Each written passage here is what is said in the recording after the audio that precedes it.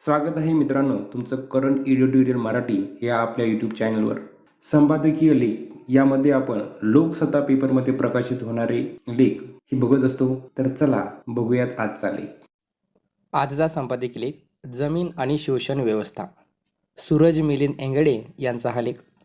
जमीन या नैसर्गिक साधन संपत्तीवर खाजगी मालकी निर्माण झाल्यानंतर वेगवेगळ्या शोषण व्यवस्था निर्माण होत गेल्या. पाश्चिमात्य समाजात हे औद्योगिक क्रांतीबाबत म्हणता येते, तर भारतात जातीच्या संदर्भात. समाजात राहताना कोणताही माणूस त्या समाजाचा नागरिक होण्याच्या प्रक्रियेमध्ये काही प्रमुख बाबी असतात. त्यामध्ये त्याचे नागरिक म्हणून अभिप्रेत असलेले अधिकार, त्याच्या जबाबदाऱ्या, कायदेव्यवस्था व स्वातंत्र्य याचा समावेश असतो. नागरिक ही त्याची राजकीय ओळख असते. नागरिकत्वाच्या नियमानुसार ती राजकीय परिस्थितीशी जुळलेली असते.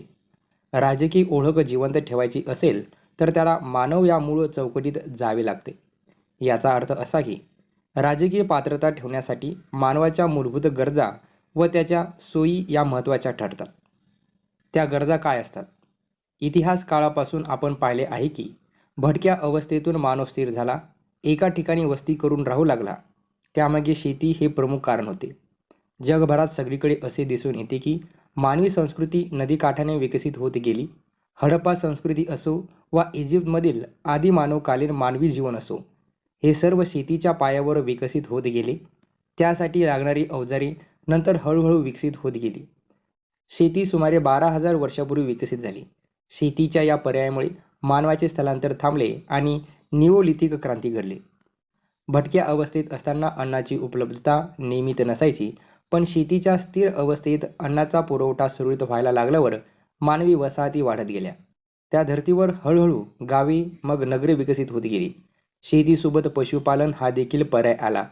तो देखील फायदेशीर ठरू लागला. या सगळ्यातून आधुनिक युगाची सुरुवात झाली. वसाहती वाढत गेल्या तशी जमिनीची देखभाल करण्याची जबाबदारी आली. तिचे वाटप करण्यात आले. जमिनीवर पट्टा ही कल्पना अद्याप विकसित झाली नव्हती. जमिनीची किंमत आणि जमिनीवर आधारित सत्ता ही अगदी काही हजार वर्षापूर्वीची कल्पना आहे. तत्पुरती जमिनीची मालकी सामूहिक होती. नंतर जमिनी जमातींची मालकी होत गेल्या. त्यानंतर हळूहळू जमिनीची मालकी हळूहळू कुटुंब केंद्रित होत गेली. अर्थात या कुटुंबाची व्याख्या आजच्या व्याख्येसारखी नाही. त्या काळी बहुपत्नीत्व पद्धत होती. या बहुपत्नीत्वाच्या रचनेत एका पुरुषाला अनेक मुले व्हायची आणि वारसा हक्क म्हणून त्यांना जमीन मिळायची. आफ्रिकेतील मानवी संस्कृतीमध्ये एखाद्याकडे किती गायी व गुरे आहेत यावर त्याच्या राजकीय आणि आर्थिक स्थितीचे मोजमाप व्हायचे. स्त्रीवादी पद्धतीने लग्नातील देवाणघेवाण व्हायची. त्यामुळे त्यांच्या संस्कृतीमध्ये मुलीने नव्हे तर मुलाने आणि त्यांच्या कुटुंबियाने गायीचे लोबोला हुंडा देण्याची प्रथा तिथे आजही आहे. खुल्या जमिनी, पडीक डोंगर, नद्या, खुली मैदाने यावर सर्वांचाच समान अधिकार होता. समूहाची शेती ही एक सहज व्यवस्था होती. पण वसाहतीची कल्पना विकसित होत गेली. त्यातूनच वसाहतवाद व राजेशाही विकसित होत गेली. म्हणजे वसाहतवाद राजेशाही यांच्या मुळाशी जमिनीची मालकीच होती. मग पारंपरिक हक्काचे बंदिस्तीकरण होत गेले. इंग्लंडमध्ये 16व्या शतकापासून विकसित झालेल्या कारखान्यामधून इतिहास आखीव रूपात पुढे आला. पारंपरिक हक्काच्या या बंदिस्तीकरणालाच इतिहासकार आधुनिक भांडवलशाहीची प्रस्तावना मानतात. एकेकाळी जमिनी सामान्य लोकांच्या मालकीच्या होत्या, पण या नव्या प्रक्रियेमुळे ते सामान्य लोक त्यांच्या राजकीय हक्कापासून दुरावले गेले. मानव म्हणून त्यांचे भवितव्य संकटात आले. जमिनीवरचा हक्क गेल्यामुळे ते सामान्य अधिकारापासून देखील वंचित झाले. 1604 ते 1914 या कालावधीत जवळपास 5,800 कायदे करण्यात आले. परिणामी 6.8 दशलक्ष एकर जमिनीचे बंदिस्तीकरण झाले. तत्कालीन भारतातील 550 स्वतंत्र राजवटीमध्येही हाच प्रकार होता असे नाही. पण इंग्रजी राजवटीनंतर जमिनीचे हक्क व अधिकार याबाबत भरपूर घडामोडी झाल्या. इथे शेतमजूर हा जात व्यवस्थेने लादलेल्या नियमानुसार जमिनीवर पिढ्यानपिढ्या राबायचा.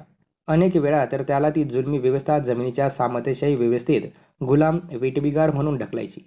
इथे गुलामालाही धार्मिक व अर्थ राजकीय संदर्भ आहे.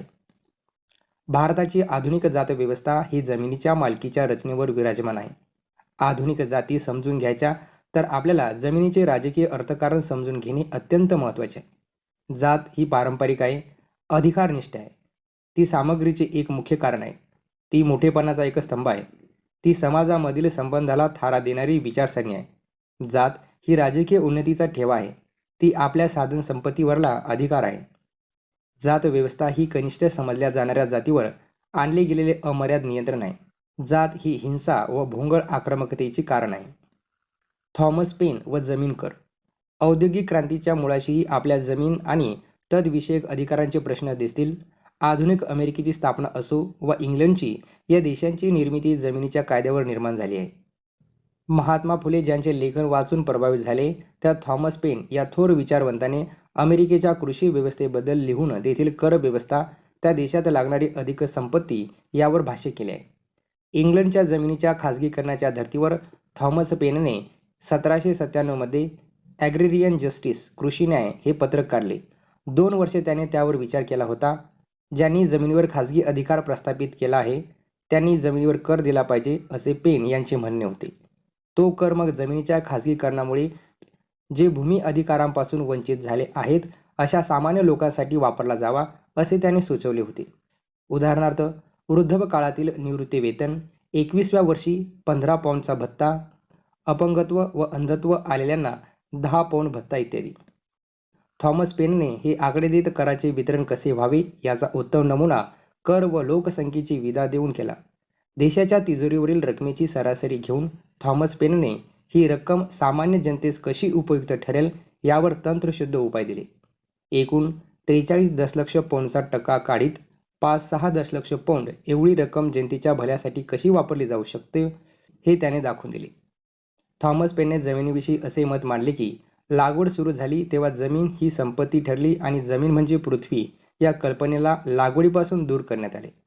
लागवड केली गेली की नंतर त्या जमिनीचा कस सुधारण्यात आला. जिथे कृषी कायदे आले तिथे अन्याय आला. त्यामुळे त्याने त्याच्या पत्रकाला कृषी न्याय असे शीर्षक दिले.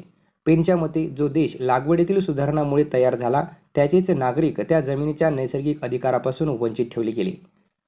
जमिनीवर केली जाणारी लागवड ही मनुष्याने शोधलेली अतिउपयुक्त पद्धत आहे. लागवडीमुळे झालेल्या फायद्यामुळे जमिनीची किंमत 10 पट वाढली, असे पेन सांगतो. आजची आर्थिक परिस्थिती पाहता ते माप अनेक पटींनी वाढलेले आढळते. थॉमस पेनचे काही सैद्धांतिक व तत्वनिष्ठ उपाय होते.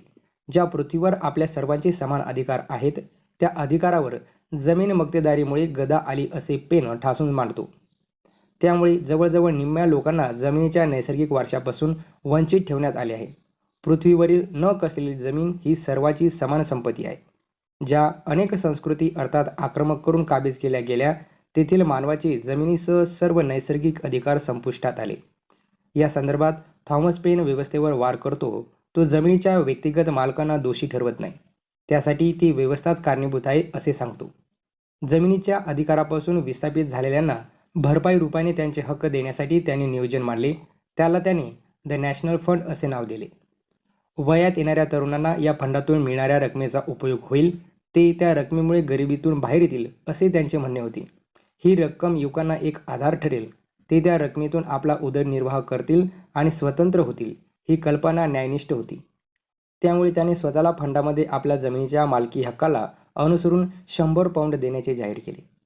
जिथे माणसांना जनावर मानून फक्त राबवले जाते आणि कायद्याचा धाक दाखवला जातो तिथे चांगली असो वा वाईट पण क्रांती घडते, असे पेनचे म्हणणे होते. आपल्याला आधुनिक संस्कृतीचा विचार करायचा तर आपल्याला वंचित घटकाला काहीतरी देऊन सुरुवात करावी लागेल. या घटकाला गरिबी व नैसर्गिक वारशापासून दूर ठेवणे असमानतेला कारणीभूत ठरते. अशा बिकट परिस्थितीत जन्म घेणाऱ्या व्यक्तीचा या व्यवस्थेमध्ये सहज उदय होत नाही. म्हणून समान आर्थिक पातळीवर सुरुवात करायला हवी. भारतात जमीनविषयक अधिकार, आर्थिक विषमता, राजकीय ओळख यांचे घनिष्ठ संबंध आहे. पुढच्या सत्रात आपण या विषयावर व जातीचे समीकरण कसे बनले आहे यावर प्रकाश टाकू. सोबतच आंबेडकरांचे जमिनी हक्काचे विचार समजून घेऊ. दलित हा भारतातील सर्वात वंचित घटक आहे. त्यांच्यामध्ये जमिनीचे अधिकार आहेत पण जमिनी नाहीत. या मुद्द्यावर त्यांच्यासोबत लढणारी आंबेडकरवादी चळवळ ना राज्य पातळीवर दिसते ना राष्ट्रीय पातळीवर दिसते. यावर पाहू या येत्या 3 ऑगस्टच्या लेखात. लेखक हार्वर्ड विद्यापीठात संशोधक आहेत व ऑक्सफर्ड विद्यापीठामध्ये डायरेक्टर पदवीचे अभ्यासक आहेत.